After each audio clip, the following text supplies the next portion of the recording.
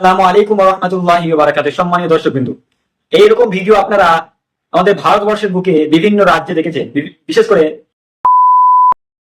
কিন্তু এরকম ঘটনা এখন আমাদের প্রতিবেশী দেশ নেপালে দেখতে পাওয়া যাচ্ছে। নেপালের কিছু উগ্রত্ব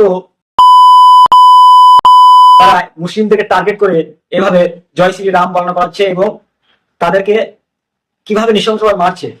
দেখুন কি অবস্থা, এখন সারা বিশ্বে এখন মুসলিমরা মার খাচ্ছে। আজ মুসলিম জাতি পুরো বিশ্বের মধ্যে মার খাচ্ছে। তার একটাই কারণ, তারা আজকে কোরআন এবং হাদিস থেকে দূরে সরে গেছে। আল্লাহ এবং তার রাসূল আল্লাহ এবং তার রাসূল থেকে দূরে সরে গেছে।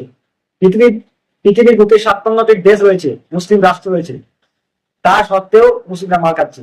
আজকে মুসলিম জাতি মানে সংখ্যায় অনেক, কিন্তু তাও তারা লাঞ্ছিত এবং অপদস্থ। রাসূল সাল্লাল্লাহু আলাইহি ওয়াসাল্লাম বলেছেন যে কিয়ামতের আগে মুসলিমদের সংখ্যা হবে পিঁপড়ের চাকের মতো, কিন্তু তার কোনো কাজ হবে না। সেই জামানা এখন চলছে।